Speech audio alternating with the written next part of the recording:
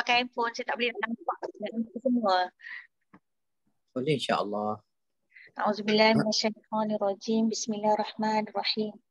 Alhamdulillah Rabbil Alamin. Wassalatu wassalamu ala asyrafil anbiya'i wal mursalin wa ala alihi wa sahbihi ajma'in. Rabbi shrah li sadri wa yassir li amri wa hlul 'uqdatam min lisani yafqahu qawli. Rabbi yassir wa la tu'assir wa tamim bi khair. Amma ba'd. Assalamualaikum warahmatullahi wabarakatuh. Saya ucapkan kepada Al-Fadhil Ustaz, Datuk Rashidi Jamil yang bersama dengan kita pada malam ini, dan kepada semua sahabat-sahabat yang masuk, yang dapat sama-sama mengimarahkan kuliah kita yang pertama, kitab Mutiara Tasawuf dari Ibnu Athaillah. Dan semoga pengajian tasawuf ini saya rasa baru bagi kebanyakan kita, akan dapat membantu kita lebih mendalami, memahami pembersihan jiwa, ketenangan jiwa yang akan diolah dan dikupas oleh Al-Fadhil Ustaz Datuk. Dan tanpa mengangkat masa lagi, saya menyerahkan majlis kepada Ustaz untuk meneruskannya. Silakan Ustaz. Baik. Bismillahirrahmanirrahim. Assalamualaikum warahmatullahi wabarakatuh. Terima kasih kepada Kak Dr. Marina saya. Itu juga ibu bapa muslimin muslimat yang bersama dalam program kita malam ini. Program pertama, kita bertalaki kitab Mutiara Tasawuf yang disusun lebih kurang 14 tahun yang sudah. Jadi dengan kehendak Allah, buku ni akan kita belajar dan kita sambung pengajian dia. Apapun sebagai mukadimah malam ni, marilah kita baca Al-Fatihah dulu sekali seorang. Saya minta hadiahlah kepada moyang saya, Allah yarham Tuan Syarifah binti Tuan Tengah, yang menjadi asbab tertulisnya buku-buku yayasan Tuan Syarifah ni. Al-Fatihah. Auzubillah.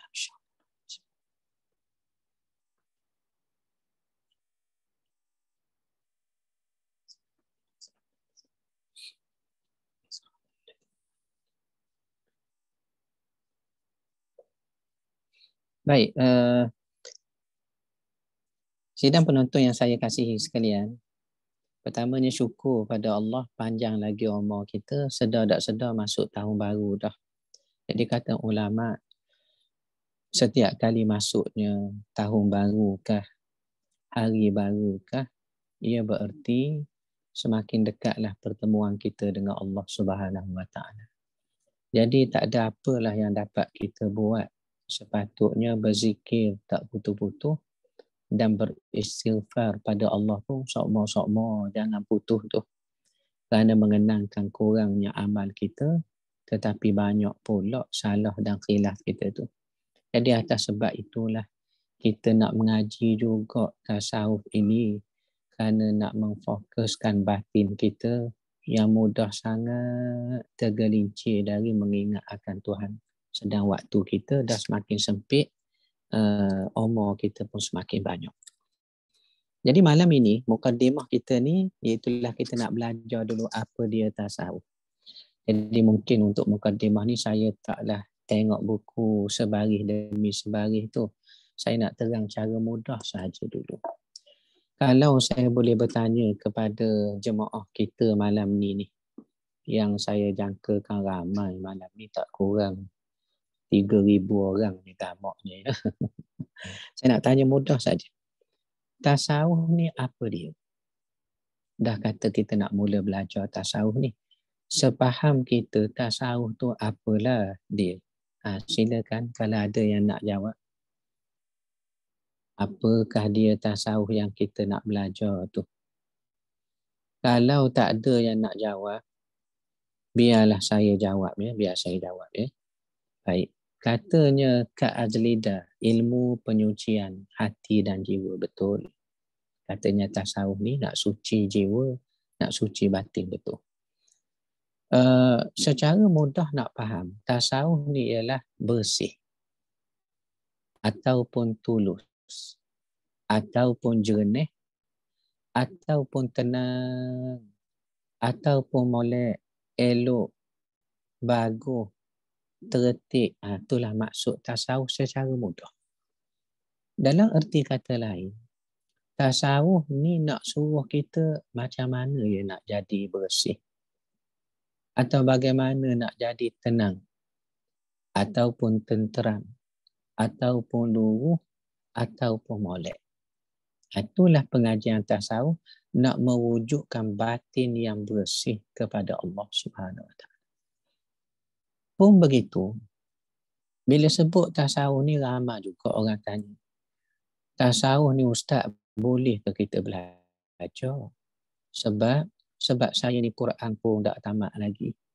Ataupun bahasa Arab dah tidak faham. Fiqh halal haram lagi lah saya tak tahu. Jadi boleh ke orang macam saya ni belajar tasawuf? Jawabnya, kalau nak tunggu bahasa Arab lancar, Quran habis, faham tafsir, sampai bila kita nak sampai ke tahap itu? Jadi erti katanya tasawuf ni wajib kita bertasawuf bila? Sekarang juga. Sekarang juga. Dalam erti kata lain, wajib bersihkan hati. Itu maksud dia. Maknanya, siapa masuk kumpulan belajar tasawuf, kumpulan tarekat berzikir di sana, di sini tasawuf, itu tidak wajib. Yang wajib ialah kita bersih hati. Walaupun tak masuk mana-mana kumpulan pun tak apalah. Ini berdasarkan nas Al-Quran. Ada Quran sebut pada kita. Apa dia? Dalam surah yang tuan-tuan baca waktu terawih tu, waktu nak witir tu, Suratul A'la.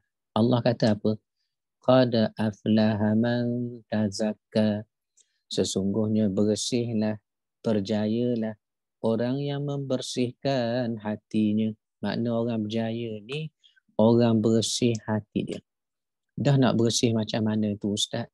Jawab Al-Quran, wa dzakara asma rabbih fasalla. Dia bersih hati dia itu dengan zikir kepada Allah. Berzikir subhanallah, subhanallah, subhanallah, subhanallah. Dia berzikir. Dan fasalla, dia semayang. Semayang di sini maksudnya banyak dia semayang sunat.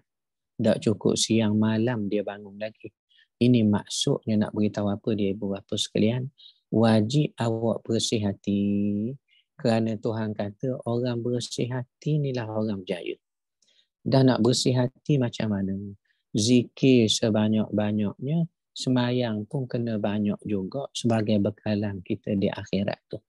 Jadi inilah intipati tasawuf yang kita nak belajar malam ni. Apa makna tasawuf? Apa pula perbincangan tentang tasawuf? Dan karya-karya tasawuf ni banyak. Ibu bapa sekalian banyak. Ada karya yang klasik, ada karya tasawuf yang moden. Sebahagian besar di belakang saya ni adalah ruang tamu saya, juga maktabah saya. Saya jadikan ruang tamu ni juga pustaka, library. Supaya bila tetamu mari dapat kenal buku, kenal kitab, duduk saja-saja sambil boleh tengok buku, boleh baca buku. Jadi sebahagian besar daripada karya di belakang ini ada karya-karya tasawuf yang klasik, ada karya tasawuf yang moden juga. Contoh tasawuf karya yang terkenal, tak asing lagi di Nusantara kita ni antaranya ialah Al-Hikam tu, Ibnu Athaillah ya. Karya Al-Hikam yang disusun oleh satu sufi besar dalam bidang sufism tasawuf, iaitulah Tajuddin Ahmad bin Muhammad bin Abdul Karim Ibnu Athaillah As-Sakandari. Itu nama panjang beliau. Jadi daripada karya itulah kita buat huraian ringkas. Huraian ringkas, jadilah kitab ni secara ringkas Mutiara Tasawuf yang sudah ada dengan penonton sekalian tu. Baik.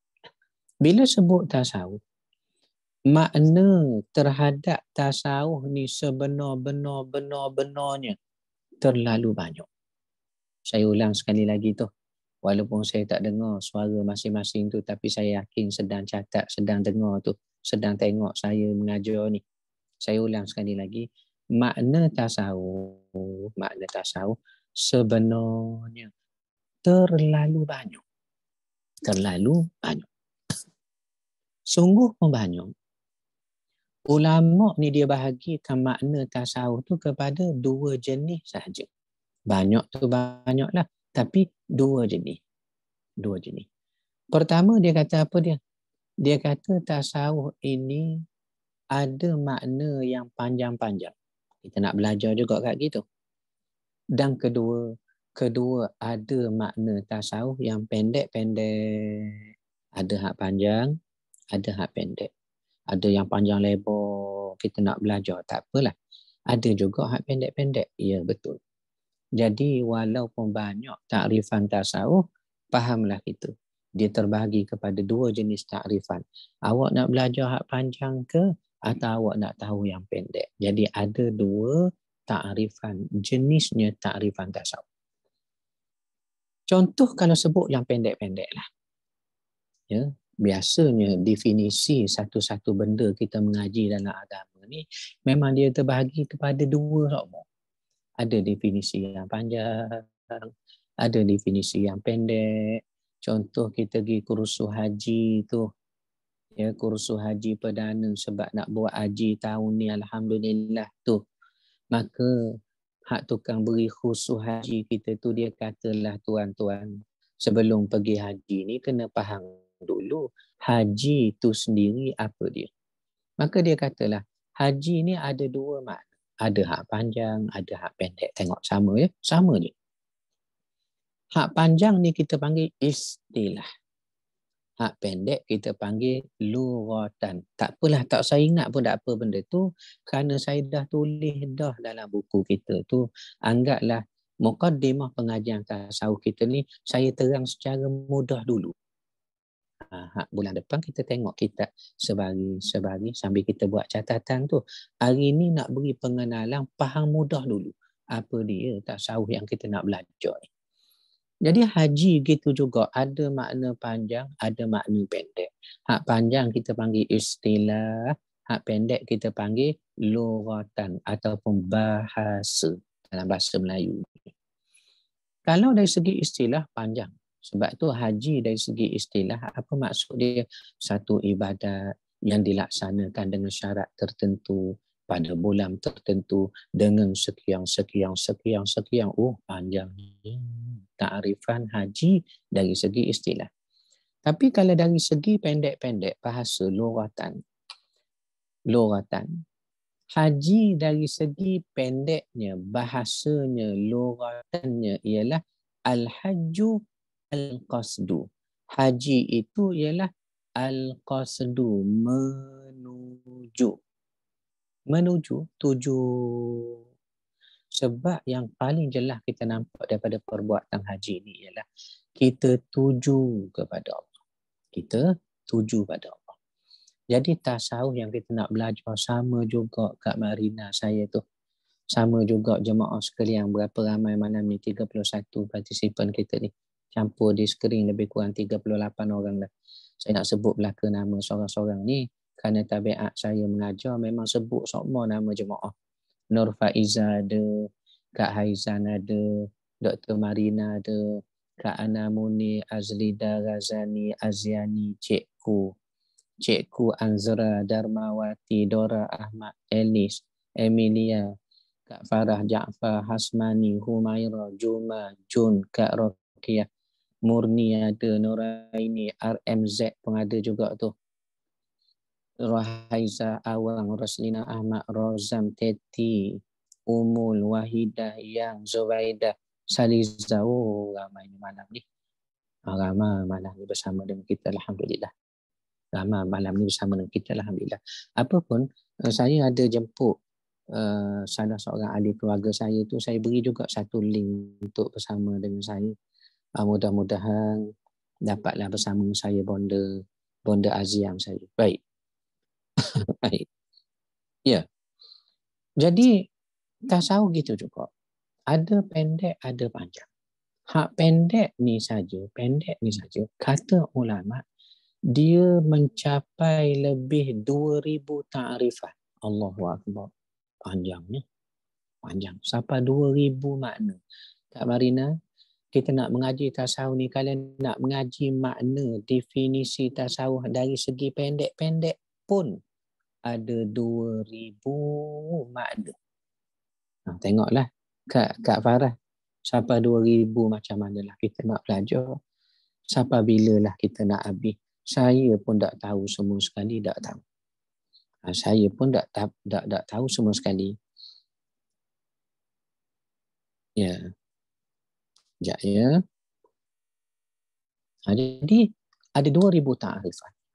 Walaupun banyak 2,000 tu dan kita pun tak tahu semua sekali, kita nak belajar malam ni sikit, 2-3 saja.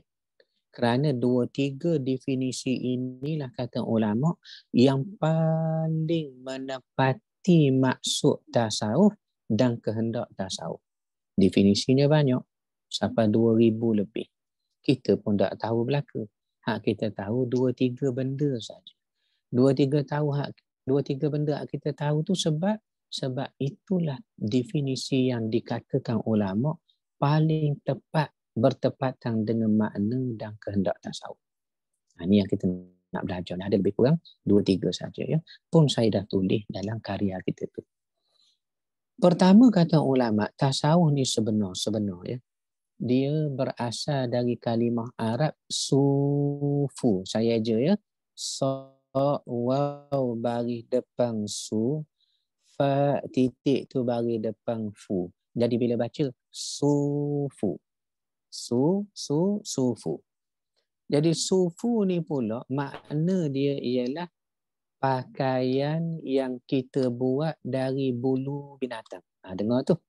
Pakaian baju ke seluar terpulang dah. Tapi kita buat dari bulu binatang. Semelih kambing, semelih biri, kita pun bersih molek samak apa semua sekali, bersih molek kulitnya, kita pun jahit buat baju ke, buat seluar ke terpulang lah. Itu dipanggil sufu. Maknanya kaum ibu yang dalam Google Meet kita malam ni, mana-mana yang dapat buka almari, dalam almari tu ada baju sejuk beli di Switzerland dulu, bulu biri Switzerland tu, itu dipanggil sufu. Kalau ada lagi pakaian gaung kah, kebaya kah, contohnya lah, dibuat daripada bulu kambing kampung kita semelih korban tu contohnya, dalam gerobak, dalam almari tu, itu dipanggil sufu. Faham dah lah tu? Faham dah lah tu? Sufu. Jadi nak katanya, bila sebut sufu, fahamlah kita. Dia adalah makna sehingga terbentuknya kalimah tasawuf. Makna sehingga terbentuk kalimah tasawuf. Jadi kalau sebut pakaian dibuat daripada bulu binatang, rupanya kalimah sufu itu akhirnya terbit dari dia kalimah tasawuf. Maka ada jemaah tanya. Sambil-sambil saya baca chat ni. Apa soalan ditanya jemaah kita? Oh, ya. Ya. Nanti kalau kita tengok Google Meet ada yang nak masuk nama bonda ASEAN, kita invite lah tuan ya, ahli keluarga saya. Ya. Jadi bila sebutnya subhanallah apa tadi tu? Pakaian bulu, apa kaitan tasawuf ni ustaz hak kita nak belajar dengan pakaian diperbuat dari bulu? Jemaah tanya. Jemaah tanya. Jemaah kita tanya. Sekejap saya tanya sahabat, tanya saudara saya ni masuk dah lagi bonda kita.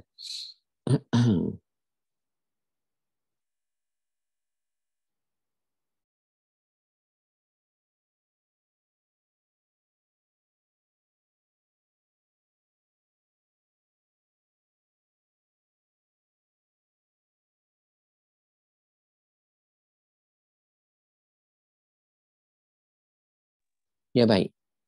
Jadi apa kaitan tasawuf dengan pakaian diperbuat daripada bulu binatang? Jawab dia, dari segi sejarah ni zaman dulu lah. Zaman sekarang sudah tak ada. Zaman dulu ada satu kelompok manusia ni dia jenis tak cenderung sangat pada dunia. Dalam bahasa Arab kita panggil apa? Zuhud. Zuhud ni maksud dia ada harta dunia Tuhan beri, tapi dia tak cenderung sangat. Kalau dia ada harta pun tak sampai dalam hati, dia letak di tangan saja. Biar mudah derma, biar mudah infak. Kalau letak dalam hati, kita jadi sayang. Tu yang duit kita ada, bila orang mari minta derma, kita kata tak ada tu. Walau benda ada. Sebab dia dah lekat sayang dalam hati. Jadi zuhud maksud dia, Tuhan beri harta dunia, dia terima, dia syukur. Tapi dia tak sampai sayang dalam hati. Dia pindah dari hati ke tapak tangan, kata Imam Malik, supaya mudah derma, mudah infak. Itu maksudnya zuhud. Jadi dari segi sejarah dulu, ada sekelompok manusia ni zuhud sangat pada dunia. Maknanya dia tak cenderung sangatlah dunia. Bukan up to date sangatlah. Kalau kita hari ni dah telefon tu dak dang habis, hak baru keluar pula dah jenama lain. Keluar pula dah hak jenis sekian-sekian.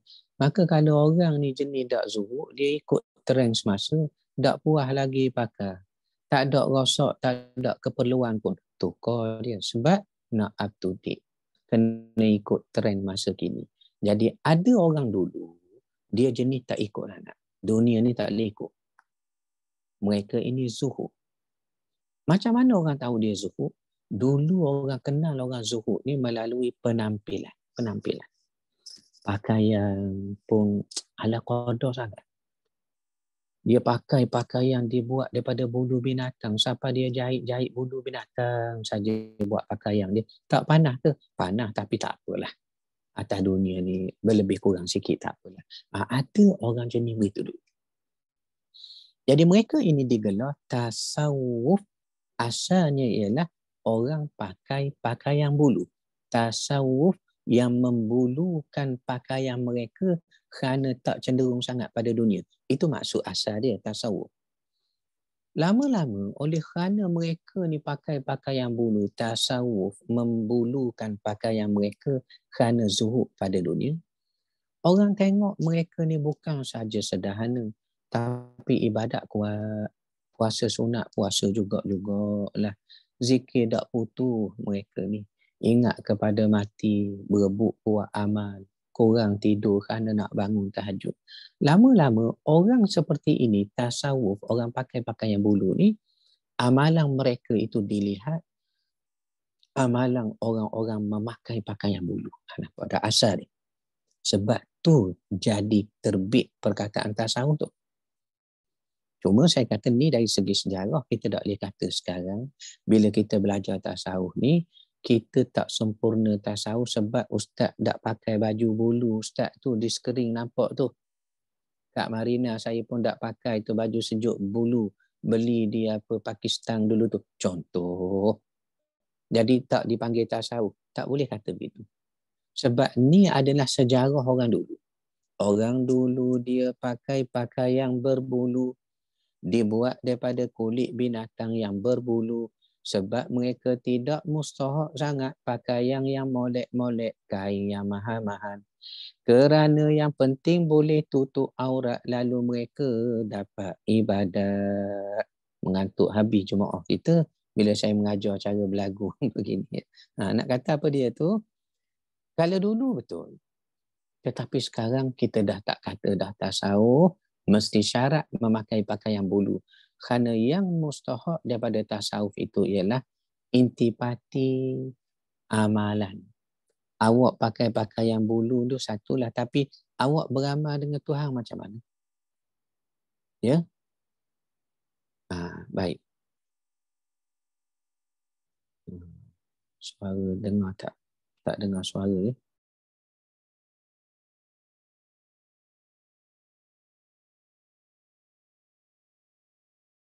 Ya.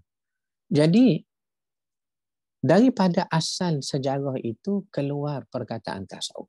Jadi sekarang ni kalau kita nak kata tasawuf ialah mesti berpakaian bulu, sudah tidak relevan lagi. Mengikut perubahan zaman, mengikut keadaan semasa, tidak lagi dipanggil orang tasawuf pakai pakaian bulu.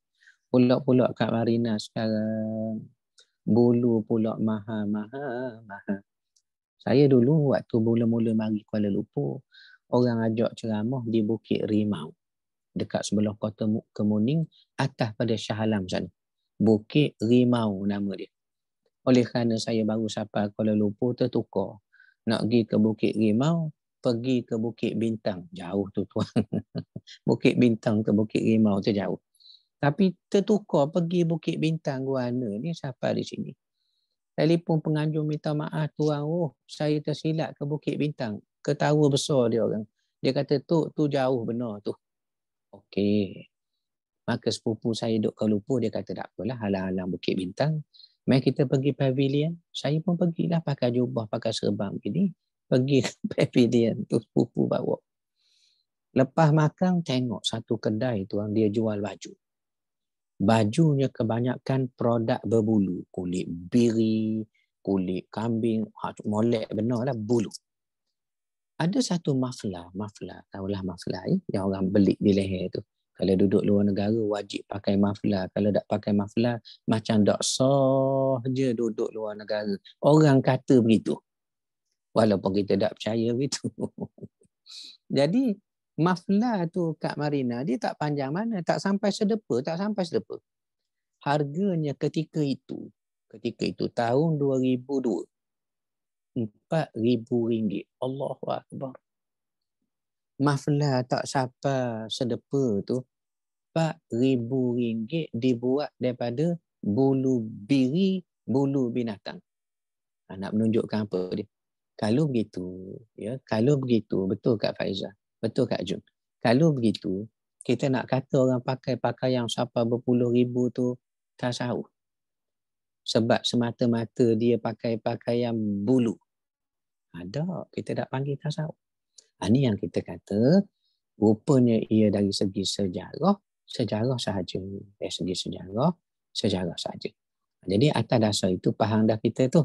Asal usul tasawuf rupanya, ya orang dulu ada seorang.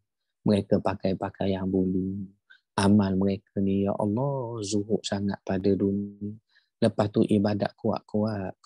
Betul. Bukan sebab penampilan. Zaman sekarang, kita nak tengok tasawuf ialah intipati pengajian tasawuf itu. Awak ni beramal ke tidak? Awak ni bangun malam ke tidak? Itu dia ya. Baik ibu bapa sekalian. Tak lama kemudian, bila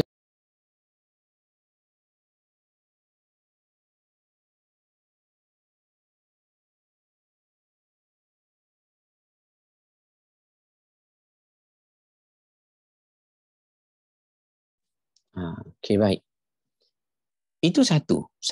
Ni definisi hak kita ambil hak terkenal saja. Satu, katanya tasawuf berasal daripada kalimah Arab sufu, pakaian diperbuat daripada bulu. Rupanya sejarah dia begini, Ustaz dah terang tadi, kami pun dah catat. Baru kami faham Ustaz kata Kak Jung tu, kalau baca buku tak berapa nak jelas. Okey, selesai dah satu ta'rifan.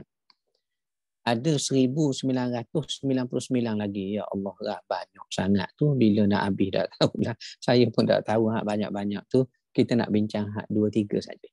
Kedua katanya juga tasawuf ni sebenarnya berasal daripada kalimah as-safu.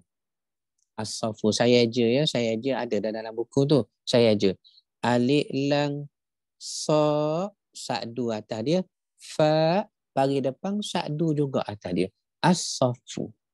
Apa maksud as-safu? Saf dalam semayang. Saf dalam semayang. Maknanya tasawuf ni Ustaz, ada ulama kata asal daripada perkataan saf dalam semayang. Ya.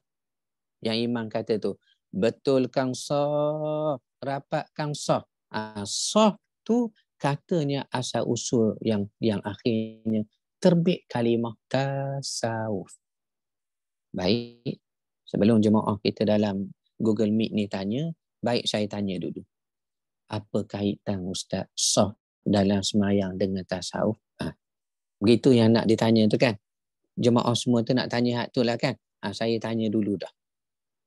Apa kaitan tasawuf ni Ustaz dengan kalimah saf dalam semayang? Maka jawabnya,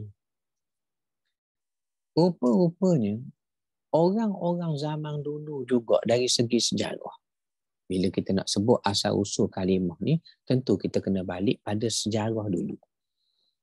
Dulu dari segi sejarahnya, orang-orang yang jenis zuhud pada dunia, kuat ibadat, baca Quran tak putus, hati betul amanah jernih, lemah lembut baik, orang hati perutnya baik. Orang-orang begini ni dulu dapat dikenal melalui apa dia?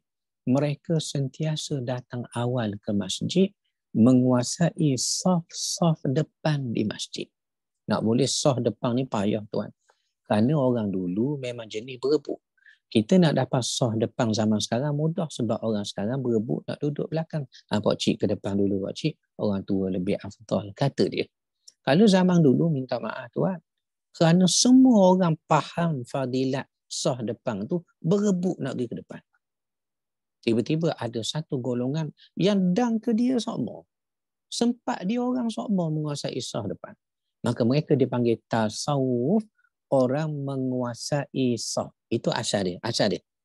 Kalau tadi, tasawuf, orang membulukan pakaian untuk mereka pakai sebagai tanda tak berapa ikut trend sangat dunia, biarlah. Zuhud saja cukup dah. Asal tutup aurat boleh ibadat, tak apa dah. Itu tasawuf, orang pakai pakaian bulu. Kali ini tasawuf, orang yang menguasai saf. Tasawuf, saf. Tasawuf, saf. Tengok dekat-dekat. Orang menguasai saf. Jadi orang menguasai saf ni dulu tuan bukan mudah. Kerana menunjukkan dia mari awal. Iktikaf masjid. Masjid tu memang dia duduk sokmo ibadat. Makna satu benda yang kita dapat faham di sini bila belajar tasawuf. Nak imbang banyak sangat ajaran sesat di luar tu. Yang mengaku tasawuf tapi pelik sampai ada semayang, sampai di tafsir Quran, ikut dia saja. Jadi rupanya bila kita belajar definisi ni boleh selesai banyak benda sesat, banyak benda yang tak betul di luar sana. Walaupun orang kata saya mengajar tasawuf ni, rupanya sesat. Apa yang dapat kita faham? Bila tasawuf ini katanya berasal daripada saf dalam sembahyang, maka fahamlah kita, orang tasawuf ni dia kuat sangat kaitan dia dengan sembahyang. Sehingga daripada kalimah saf dalam sembahyang jadi tasawuf. Maknanya tasawuf dengan sembahyang sangat rapat. Lalu kalau ada orang kata dia tok guru tasawuf tapi tak sembahyang, ini bukan tasawuf. Nampak tak? Kalau ada orang kata dia belajar tasawuf tapi sembahyang seorang, ini bukan tasawuf, kerana saf, kalimah asal terbit kalimah tasawuf, saf, dia melambangkan jemaah. Jemaah saf, jemaah. Kalau ada orang kata dia belajar tasawuf, dia sembahyang di rumah, tak pergi masjid, ini bukan tasawuf. Kerana saf melambangkan jemaah, jemaah ghaliknya di masjid. Kalau ada orang kata belajar tasawuf, dia sembahyang tapi lambat, ini bukan tasawuf. Kerana apa? Kerana sembahyang ni saf, jemaah, masjid biasanya menunjukkan awal dan pada waktu dia. Jadi tengok, dengan belajar definisi saja, Allah kita boleh faham dah. Rupanya banyak hak sesat di luar. Dapat kami jelas, kami faham Ustaz. Dengan sebab belajar definisi saja baru. Definisi saja baru. Ya baik. Ya. Sekejap.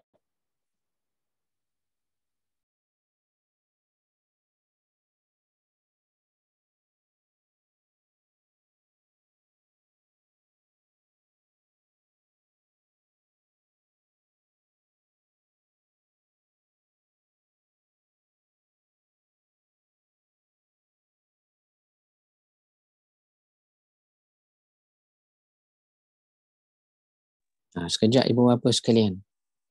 Kita subhanallah, mana ni? Ya Allah, ya Rahman, ya Rahim.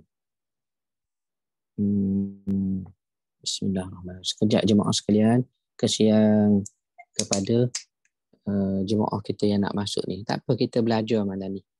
Kita ajak juga jemaah kita ni, kesian dia nak belajar. Ya.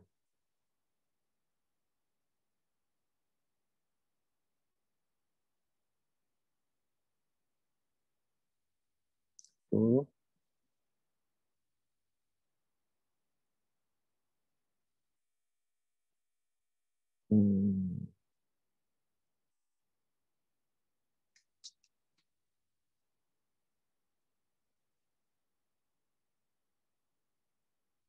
Baik. Baik ibu bapa sekalian, okey. Ya. Jadi dengan belajar definisi saja rupanya kita boleh selesai isu banyak ajaran sesat yang katanya tasawuf rupanya menyeleweng. Dengan sebab kita belajar, kita kenal takrifan dia, definisi dia. Ini mustahak ni. Sebelum kita belajar, mesti tahu dulu apa dia definisi hak benda kita nak belajar. Jadi dua dah kita sebut malam ni. Pertama, tasawuf pakai yang diperbuat daripada bulu binatang. Sebabnya orang dulu, ada yang jenis suhuf. Pakai ala qadar pun tak apalah ustaz. Bulu binatang pun bulu binatang lah. Asal tutup aurat kami boleh ibadat, boleh zikir. Ada golongan itu, maka mereka dipanggil tasawuf. Golongan memakai pakaian bulu. Akhirnya disiplin hidup amalan mereka setiap hari. Menjadilah perbahasan tasawuf. Nak bersih hati. Satu. Kedua, katanya juga tasawuf berasal daripada apa dia tu? Soft dalam semayang. Sebab orang zaman dulu dari segi sejarahnya ada sekelompok yang jenis dan semua dia soft depan. Tak sempat orang lain. Rupanya mereka ni kuat ibadat, iktikaf di masjid. Memang rumah Allah semualah hati dia terikat. Maka dari segi amalan dan batin mereka kepada rumah Allah tu dekat, terbit daripada amalan mereka. Menguasai soft kalimah tasawuf, orang nak jadi bersih macam mereka. Dua dah. Setakat ni boleh faham ke tidak tu jemaah sekalian? Perlu juga saya tanya. Takut-takut jemaah bila saya cerita masing-masing ya ustaz, ya dah tidur belaka. Baik, Kak Zubaidah jawab dah tu. Faham, kata Kak Zubaidah. Kak Marina apa kata, alhamdulillah faham ustaz, insya-Allah. Kami tak tidur, kami dengar celak luah mata kami ni. Panjang Kak Marina tulis tu. Ya. Jadi ibu bapa sekalian, jadi ibu bapa sekalian, terima kasih Kak Aizan. Jadi itulah maknanya bagi pengajiannya tasawuf. Pengajiannya tasawuf. Baik. Sekarang pula kita nak belajar dari sudut apa tu pula tu, yang ketiga. Yang ketiga pula. Ini tak nampak. Yang ketiga pula. Okey. Yang ketiga pula ni kita nak belajar.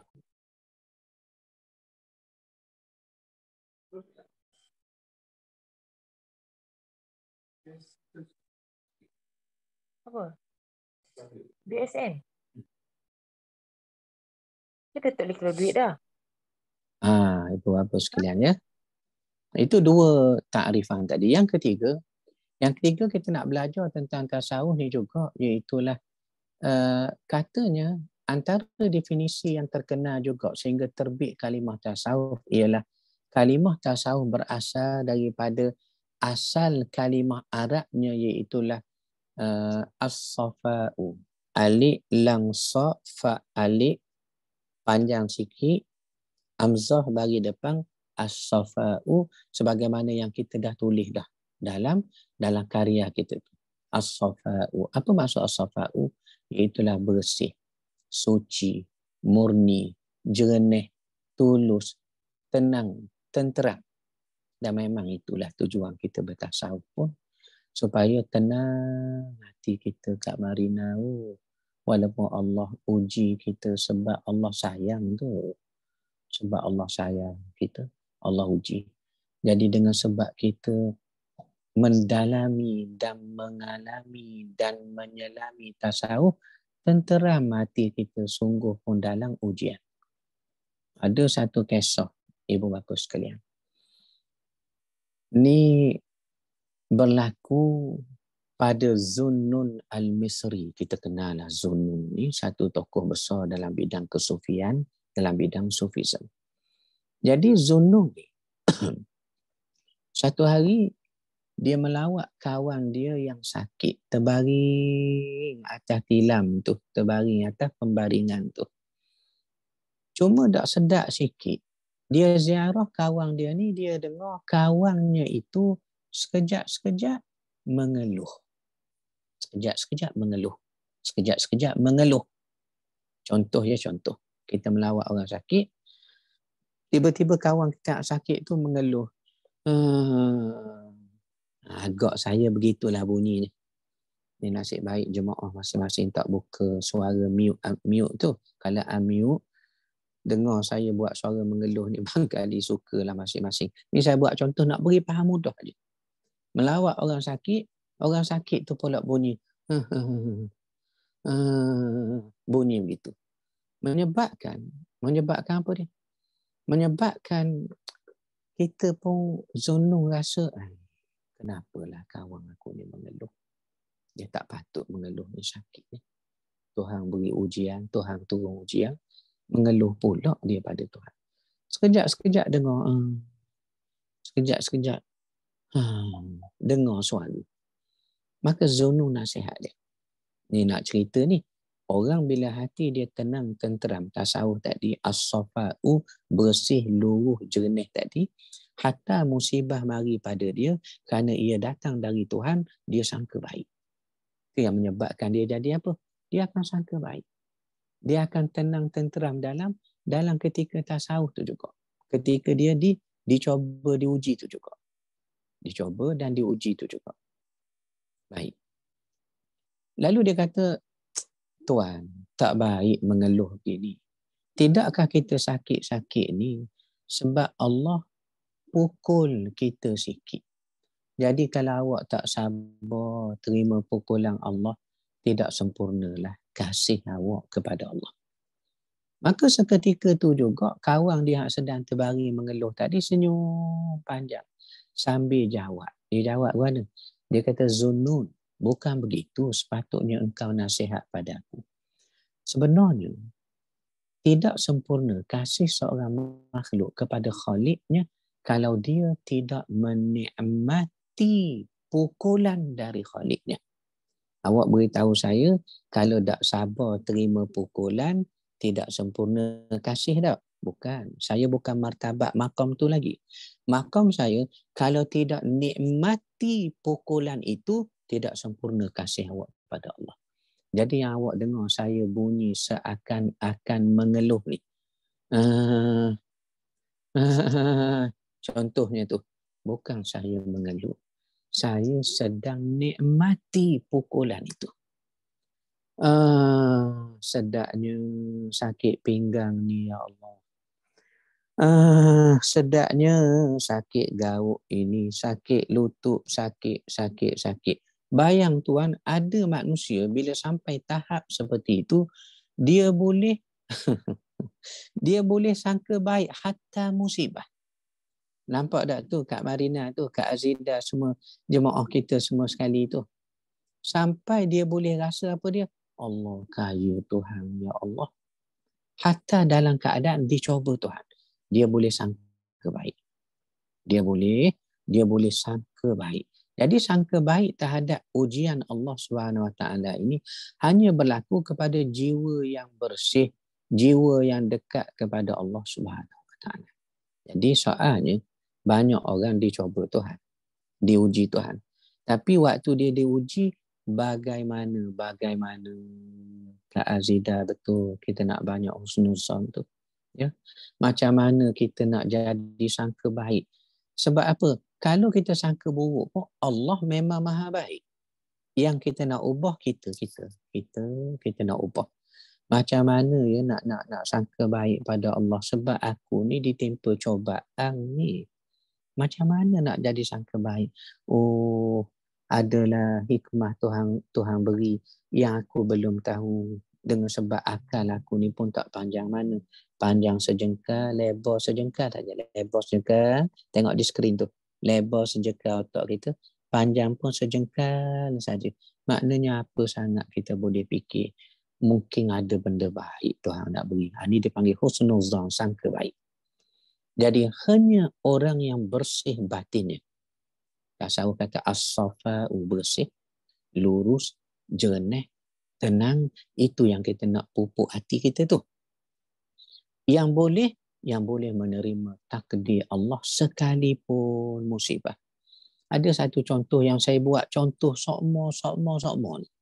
Di mana saja kuliah saya buat contoh sokmo. Kalau sampai kepada bab sangka baik ataupun hati tenteram sekalipun dalam musibah ni. Contoh siapa? Jiran saya di Kuala Berang dulu, Kak Azidah Azlidah. Satu hari siapa berita anaknya mati. Sebelum tu hilang dulu jungle trekking. Budak tingkat 4 masuk hutan jungle trekking tu, Taman Pertanian Sekayu. Jadi bila masuk checkpoint pertama, kedua, ketiga, ada marilah pun diri. Checkpoint terakhir keempat tu tak siapa-siapa. Maka hutang ni kalau pukul 5 petang tu gelap dah kat Marina. Sebab hutang kan, pukul 5 petang gelap dah. Kerana pohon-pohon tu tutup cahaya. Maka orang cari.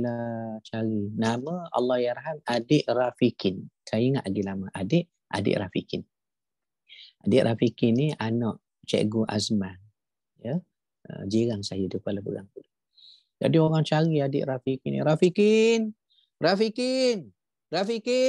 Tengok saya buat contoh siapa melaung kuat ya, supaya mana-mana jemaah yang mengantuk tu segar matanya.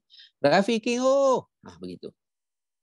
Maka bila saja dipanggil Rafikin, dah meninggal dah Tuhan, tak menyahut. Tapi orang cari lebih kurang 3 hari 3 malam. For 3 days and 3 nights. Mundere Järve. Kata Jerman, Drei Tage und Nacht. Kata orang Rusia, apa dia tu? 3 Nui 3 Dien. Saya ingat lagi tu. Waktu belajar dulu. 3 hari 3 malam. Kunci mai prak Yesu tai samuan samken. 3 hari 3 malam ni kata orang Tai, orang Siam. 3 hari 3 malam. 3 hari 3 malam cari tak ada. Hari ketiga takdir Allah bertemu, mati dah tuang. Boleh jadi tergelincir, kepala terantuk batu, jatuh di tebing air. Badannya masuk sebahagian dalam air, kepalanya atas pasir. Allahu Akbar. Allah coba dia, ya Rahman. Maka polis pun ambil dah sipang buku dalam plastik hitam postmortem lah mayat buat balik. Saya ni waktu sepanjang adik Rafikin hilang ni masuk berita pun masuk viral di Malaysia ni. Bonda saya telefon, dia kata jangan lupa semayang ajak tu. Saya kata iyalah. Lepas tak lama berjumpa, telefon pula bonda saya, jumpa dah. Dia kata baliklah kalau boleh balik, jiran kita. Balik saya. Bila balik, saya pergi melawat. Ni nak kata ni, orang hati jernih, sekalipun ditimpa bala dan musibah, tengok macam mana hati dia.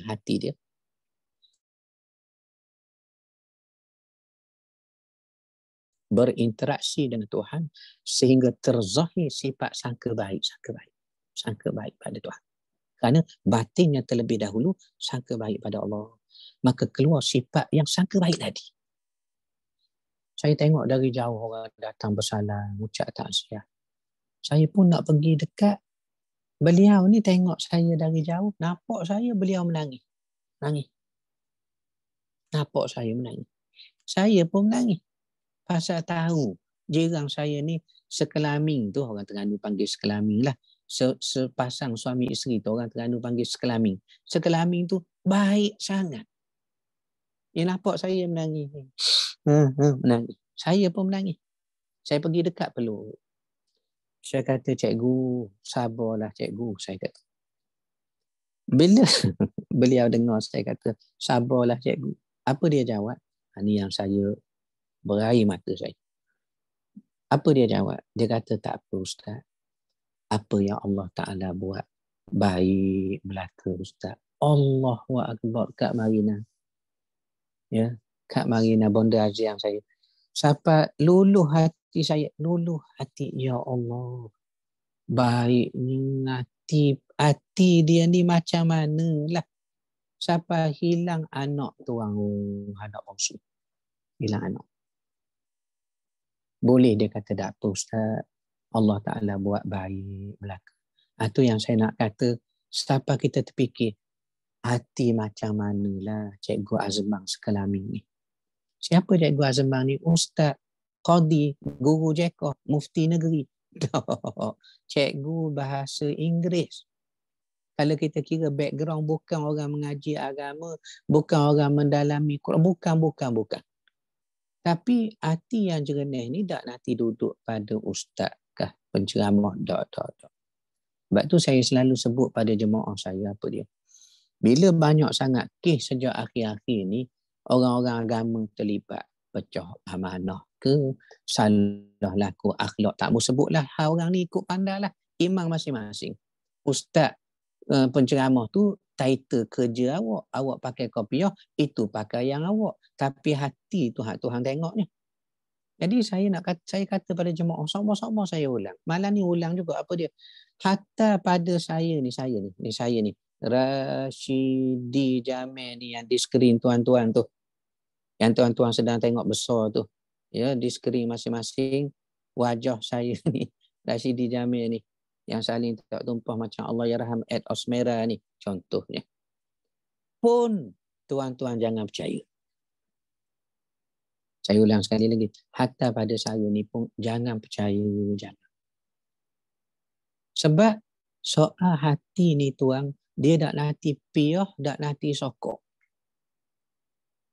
Sebab tu Allah suluh tengok siapa dalam hati. Allah bersihnya hati ke azlidah tu. Dia berzikir tak putus. Pun begitu dia zikir, orang lain tak sedar. Dia seorang-seorang dengan Tuhan Subhanallah.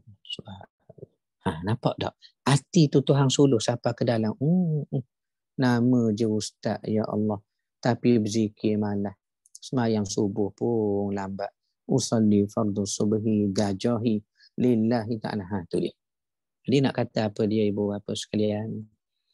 Bersih hati, jernih hati, tenteram, tulus, murni, tertib hati kepada Tuhan. Apa saja datang dari Tuhan. Sekalipun ujian dan bala serta musibah, mereka akan husnuzon sangka baik. Ya Allah, aku terima apa saja engkau beri. Ini kita kata kesan apa tadi?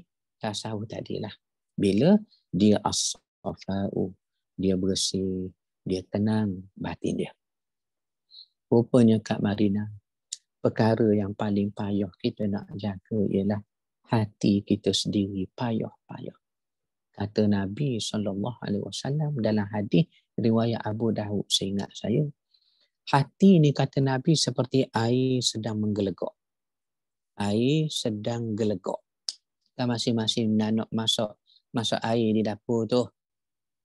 Nampak tak buih tu gelegak gugak sekejap ke bawah, naik ke atas, air pergi ke tepi, pecah pula, timbul pula gelembung baru. Begitulah hati cepat berubah. Jadi nak jaga macam mana? Tadilah kita kena biar momentum hati tu dekat dengan Tuhan sehingga terpancar nur kemuliaan daripada Allah pada limpahan hati yang dekat padanya sehingga terbit darinya sifat-sifat mahmudah. Sifat-sifat terpuji, baik, tenteram, iffah ni lembut, sedar diri, koreksi diri sendiri, malu kepada Tuhan, terasa aibnya banyak, Tuhan tutup, maka dia syukur. Itu pengajian tasawuf ni nak jaga hati. Saya buat contoh ya. Antara pengajian tasawuf ni nak jaganya hati, sehingga ada satu kalam oleh Ibnu Athaillah menyebut begini. Man akramaka innama akrama fika jamila sitrihi falhamduliman sataraka laisa alhamduliman akramaka wa syakaraka. Man akramaka, kalaulah ada orang puji awak, sesiapa memuliakan kamu tu, maka kamu yang dipuji, yang dikata baik sangat tu, cepat-cepat ingat dalam hati, aku ni bukan baik. Sekejap.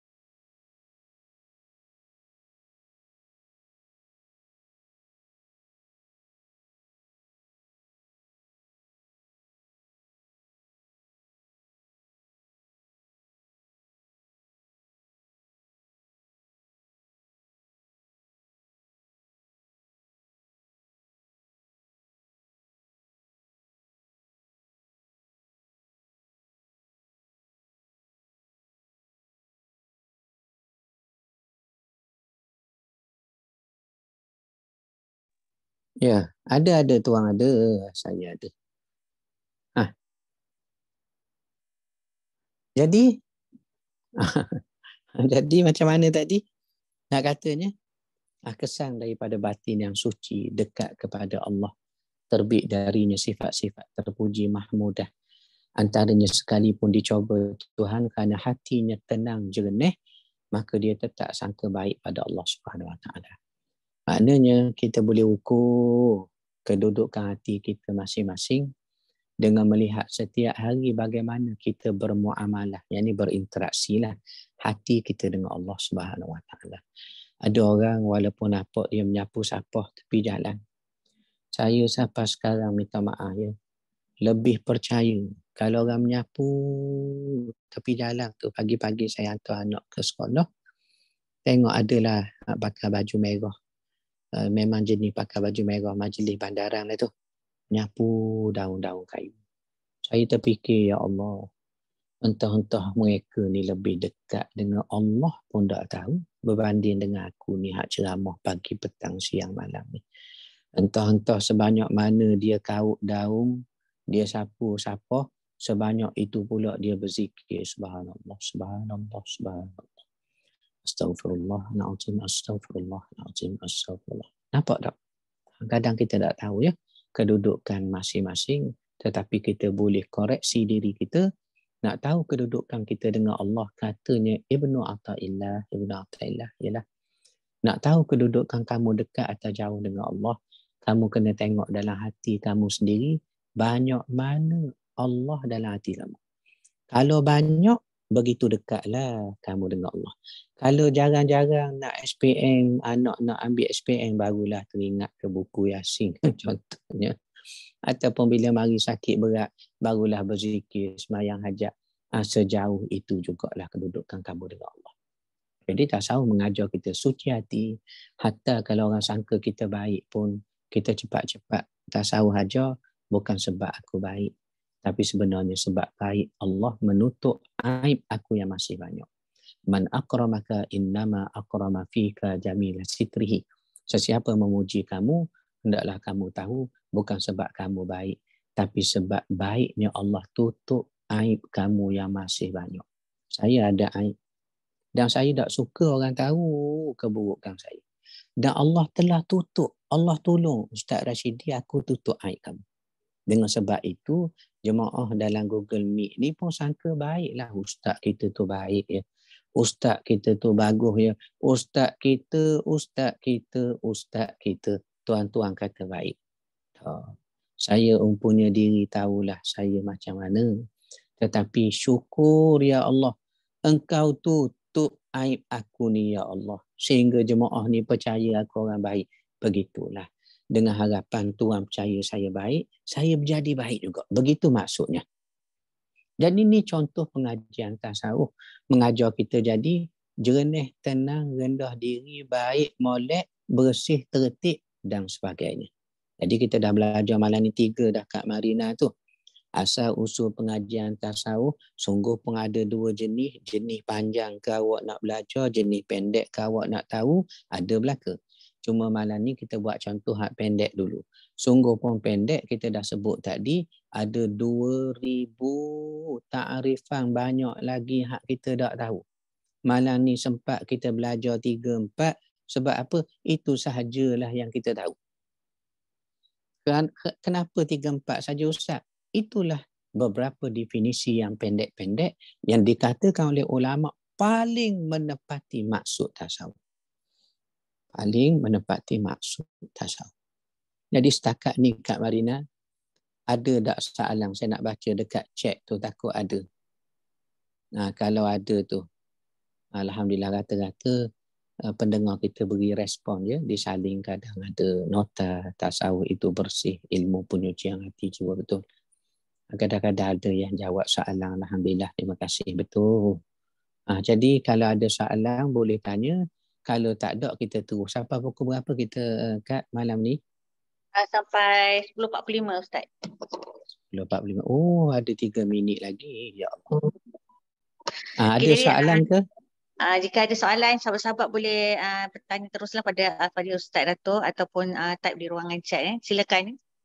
Ustaz, kita Ah, mukadimah Ustaz. So saya rasa mungkin hari pertama ni ramai sahabat-sahabat nak dengar, nak faham. Macam Ustaz kata tadi lah, definisi apa dia tasawuf tu sebenarnya. Walaupun ini sebenarnya lagi menjurus lagi dalam lah ilmu tasawuf ni Ustaz. Kalau ada sahabat-sahabat yang tanya soalan, boleh teruskan . Saya ada Setakat soalan ni Ustaz. sila Kak Marina. Saya nak tanya sebab tasawuf tu ilmu mengenai hati, mengenai kalau kita baca sebelum mengenai hati, ihsan, bersangka baik, bersihkan hati. Tapi nak membersihkan hati tu Ustaz, ada masa tu hati tu kita rasa bersih dah. Tapi bila kita kena ujian sedikit baru kita rasa masih berbolak balik lagi. Masih belum kuat pegangan hati tu, keyakinan. Memang kita yakin segala pada Allah itu baik. Tapi ada masa-masanya dia tersasar sikit. Adakah tersasar sikit tu menyebabkan kita berdosa Ustaz? Ya, baik. Terima kasih Kak Marina. Soalan ni sangat baik sebab ramai orang tanya. Saya ni Ustaz rasa tenteram saja. Tapi biasa tak lama. 2 minggu, 3 minggu. Kemudian dia balik semula sifat asal tu. Ni bukti menunjukkan apa dia. Hati kita ni memang berbolak balik. Dia tidak statik. Jadi pertama kita kena faham dulu. Hati yang ada dengan kita ni memang sama belaka orang lain pun dia berbolak balik belaka. Ustaz dak ustaz, mufti dak mufti. Selagi dia orang manusia insan, hati dia cepat berubah, terbalik, pusing sekian. Sama sahaja. Dan Nabi SAW sebut hati ni kalau baik, baiklah dia. Dan sebaliknya begitulah pula minta jauh. Soalnya Ustaz, macam mana tu nak maintain? Bila sebut nak maintain, bukan bererti maintain tu kalau waktu iman turun, hati berubah, kita dipanggil gagal tak. Sebab sifat hati memang gitu.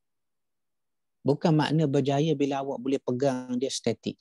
Jangan duduk sini. Jangan lari tu. Bukan. Hati tidak akan begitu. Dia tetap berubah. Sebab tu Nabi kata lebih cepat daripada air yang menggelegak. So kita faham pertama, hati memang sifat begitu. Selesai satu benda. Cuma nak maintain dia. Maintain ni lah kita panggil mujahadah. Lawan. Nak buang nafsu Kak Marina jemaah sekalian, tak boleh buang. Tapi yang kita boleh buat, didik nafsu. Tu orang-orang agama lain tu dia nak buang nafsu. Antaranya Kristian Katolik. Dia punya paderi tak menikah. Kalau Protestan menikah. Tapi kalau Katolik dia tak menikah. Kalau Mormon pula jenis menikah tanpa batasan pula dah macam-macam jenis aliran mereka ni.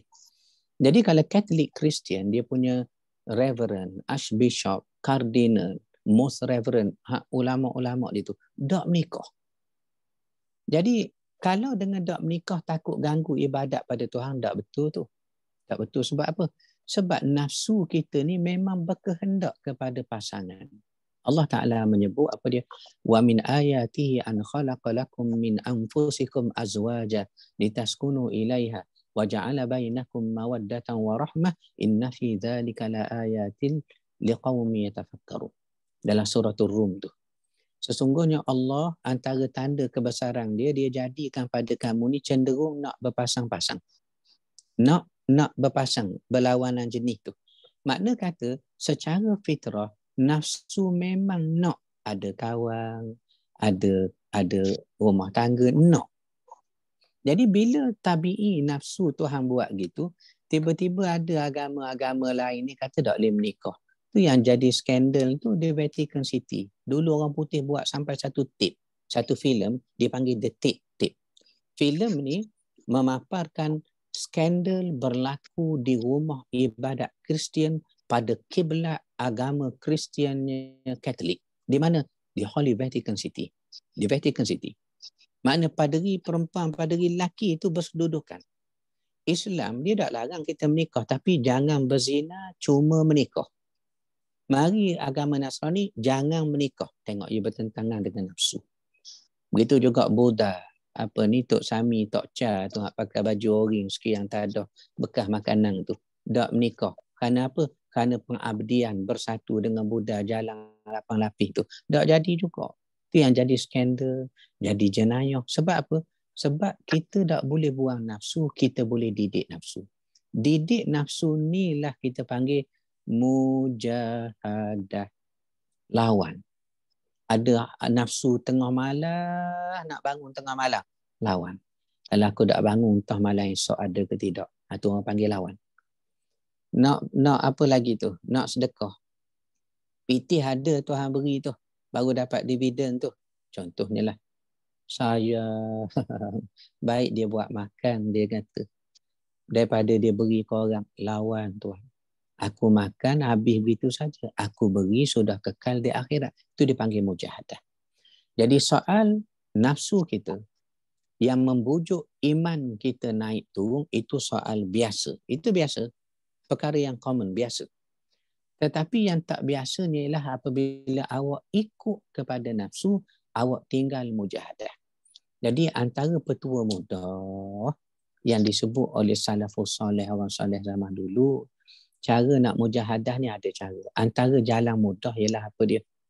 Kita kena cari kawan-kawan soleh. Sebab kedudukan kita ni tak sama. Ada hari kita lemah iman, kawan kita tengah naik iman. Jadi kawan yang soleh, dia boleh tolong peringat kita. Esok kita puasa sunat. Malam sekarang awak bangun, kejut saya juga. Nampak tak? Kita ada momentum. Soal kita berzikir sama. Tadi ada soalan tanya tu tentang boleh tak buat contoh zikir, ya? Soalan daripada Kak Rokiah. Ya, boleh share zikir cara nak bersih hati. Pertama, zikir yang sabit dengan Rasulullah SAW. Nabi suruh angkat tangan berdoa lepas sembahyang. Ingatlah ni, kita dah buat sama dah. Saya ulang aja. Apa dia doa lepas sembahyang? Hak Nabi suruh. Yang Nabi pesan kepada Muaz bin Jabal sebelum dia sampai nak pergi ke Yaman, diutus ke Yaman. Nabi kata gini, jangan lupa lepas sembahyang angkat tangan berdoa, Allahumma a'inni ala zikrika wa syukrika wa husni ibadatika. Ya Allah, tolonglah aku ni dalam mengingat akan Engkau dan menyebut akan Engkau. Wa husni ibadatika, dan menambah elok ibadat aku kepada Engkau. Semayang-semayang yang dinamakan semayang, bukan jenis semayang catut ayam tu. Laju je rokok sujud dah tertukar, tak tahu punya nak selesai saja. Bukan, aku nak wa husni ibadati, tolong perelok Tuhan ya Allah jadi maulid ibadatku. Jadi Kak Rokiah, antara zikirnya pertama hak Nabi ajar, doa pada Tuhan. Allahumma inni ala zikrika wa syukrika, dan bersyukur pada Engkau, wa husni ibadatika, dan menambah elok ibadat aku. Satu. Kedua, zikir-zikir lain yang disebut tadi, ubat nak bersih jiwa ni, Tuhan jawab dah tadi tak? Wa dzakara rasma rabbih, berzikir pada Tuhan. Fasalla, sembahyang pada Tuhan. Zikir ni satu ibadat yang tak patut kita tinggal sebab tak ada waktu haram pada dia. Pernah tak dengar ada waktu haram pada zikir? Lepas asar tak boleh berzikir, Ustaz, haram. Tak ada. Saya tak boleh zikir, Ustaz, tengah datang bulan. Lagi disuruh zikir sebab awak tak boleh semayang. Hatta masuk tandas awam, ensil tu rosak, maka tali rapiah hak ganti ensil tu kita pun pegang, takut orang tolak pintu tandas kita ada di dalam. Sebab ensil rosak. Sambil kita kata, Ya Allah, janganlah orang tolak pintu ni. Itu pun dianggap zikir sebab ingat ke Allah. Makna zikir ni di mana-mana saja mudah, tidak ada waktu haram padanya. Jadi Kak Rokiah, zikir ni apa saja jenis zikir, kena zikir semua. Kedua, fasalla, semayang. Semayang di sini semayang sunat. Semayang wajib, tak usah sebutlah, memang hak wajib dah, sunat. Antara semayang sunat yang disebut dalam Quran dalam suratul Isra, wa minal laili fatahajjad bihi nafilatan laka asa an yab'athaka rabbuka maqaman mahmuda. Sebahagian dari malam bangunlah untuk fatahajjad, bertahajud, bihi, padanya. Dengar ayat tu kata sebahagian malam, bukan sepanjang malam. Time jam pukul 3.30 bangun, sembahyang 2 rakaat, nak tidur. Tidurlah. Ambil sebahagian sikit. Tahajud paling sikit 2 rakaat. Paling banyak terpulang. Imam Malik semayang tahajud tiap-tiap malam kat Marina banyak mana? 400 rakaat. Jemaah kita dalam Google Meet ni bila dengar saya sebut Imam Malik 400 rakaat, masing-masing tak ada terkejut pun. Sebab lebih kurang kami lah juga ustaz tu yang kami tak terkejut tu. Agaknya 400 rakaat. Ya Allah, kita dengar tu sepik dada. 400. Allah Akbar, macam mana? Rupanya tak, kerana jiwa dekat dengan Tuhan ni jadi tak letih. Jadi kasih kepada solat.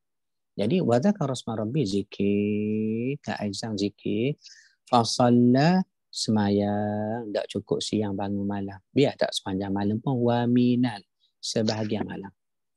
Jadi ni cara untuk maintain dalam mujahadah. Soal iman naik turun itu biasa. Kadang hati rasa tenteram, kadang-kadang serabut, itu biasa. Jangan putus asa. Jangan putus asa. Biasa kita bila waktu tenang ya, berlalu kita, tenteram kita. Suami kita pun selamat daripada suara tinggi kita ya, waktu kita tenteram tu. Tapi dah mari angin salah habat ni, bahasa Terengganu lama ni. Angin salah habat. Oh, dah mari tu orang habislah semua. Jadi nak katanya maintain dengan mujahadah, dengan memahami naik turun iman itu biasa, tapi mesti gandakan zikir wa dzakar rasma rabbih dan gandakan salat sunat fasallah. Itulah ubatnya Quran sebut tadi. Begitulah Kak Marina. Jawab ringkasnya begitulah. Alhamdulillah, terima kasih Fadil Ustaz. Ada sebarang soalan lagi ya? Kita kalau tak ada kita nak tutup majlis kita dulu, agak kelewat sikit. Maaf Ustaz. Tak apa. Jadi insya-Allah Ustaz kita akan bertemu balik pada minggu kedua bulan depan untuk kupasan seterusnya. Jadi dengan ini saya ingin mengucapkan ribuan terima kasih kepada Fadil Ustaz. Saya tahu tadi Ustaz terkejar-kejar daripada Masjid Prinsin. Mana tadi saya ikut sekejap tadi kuliah. 14 tadi. Surah Yusuf kan. Ya, betul. Jadi, alhamdulillah dapat juga Ustaz bersama dengan kita. InsyaAllah kita akan bertemu lagi dengan Ustaz. Terima kasih banyak Ustaz. Jadi sebelum kita menutup majlis kita, saya jemputlah Ustaz untuk berdoakanlah jemaah-jemaah yang hadir pada malam ini dan seterusnya menutup majlis kita. Silakan Ustaz. Al-Fatihah. A'udzubillahi minasyaitonirrajim. Bismillahirrahmanirrahim. Alhamdulillahirabbil alamin arrahmanirrahim. Iyyaka na'budu wa iyyaka nasta'in. Ihdinas siratal mustaqim. Siratal ladzina an'amta 'alaihim ghairil maghdubi 'alaihim waladdallin. Amin. Bismillahirrahmanirrahim. Alhamdulillahirabbil alamin. Wassalatu wassalamu ala asyrafil anbiya'i wal mursalin wa ala alihi washabbihi ajma'in. Ya Allah, ya Tuhan kami, ampunlah dosa-dosa kami yang banyak tu ya Allah. Sama ada yang telah lalu ataupun yang akan datang ni, hidayahkanlah kami dapat buat kebaikan jauh daripada maksiat. Ya Allah, ya Rahman, ya Rahim, Engkau tahulah lemah kami ni banyak, terutama zikir dan juga solat serta ibadat-ibadat lain. Apalah kiranya Engkau ya Allah hidayahkanlah dan taufikkanlah kami biar menjadi ahli zikir, biar menjadi ahli solat, terutama solat tengah malam, kerana mengenangkan Nabi-Mu pernah bersabda antara golongan yang masuk syurga tanpa hisab ialah golongan tahajud tengah malam. Jadikanlah kami ya Allah, rezekikanlah kami solat malam. Dan ya Allah, ampunlah dosa kedua ibu bapa kami, ahli keluarga kami, usulihi wa furu'ihi. Sama ada yang atas-atas usul sana, yang cabang-cabang kecil ke bawah ini. Ampun semua sekali ya Allah. Tunjuklah jalan yang lurus.